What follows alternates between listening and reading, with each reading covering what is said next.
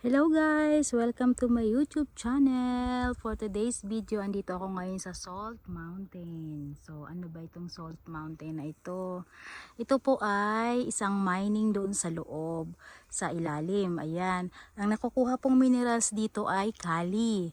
Ano po ba yung kali? Ayan po yung ayan po yung may sulfur, magnesium, yan po yung ginagamit na pataba dito sa lupa, dito po sa Germany. Yung mga nakikita nyo pong farm dito, yan po yung ginagamit. So itong bundok na to, hindi po talaga siya natural na bundok. Yung mga nakukuha doon sa ilalim, yung natatambak ito, kumbaga na-filtered na po ito lahat, itong salt na to, tsaka yung kali na to. Kumbaga sa ano ba yun? Sa nyog is parang sapal na siya. Tapos ayan na po, napupunta na po dito sa labas. So diyan po nila tinatapon lahat ng kanilang mga na-filtered na mga baso-basura, kung ano po yan.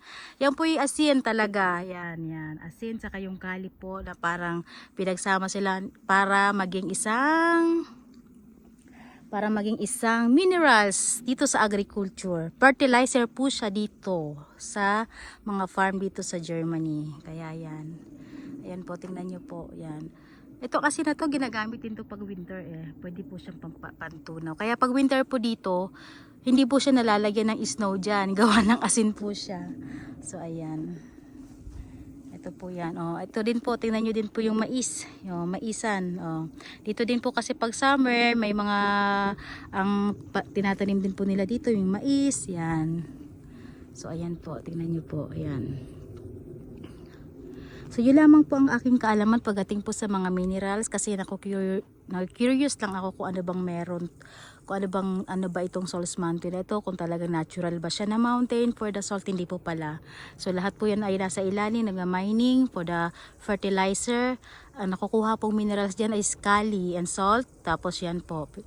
Tapos magnesium, potassium, sulfur po na ginagamit sa fertilize sa mga agriculture po dito. So ayan lamang po guys, at konti lang man po ang aking kaalaman.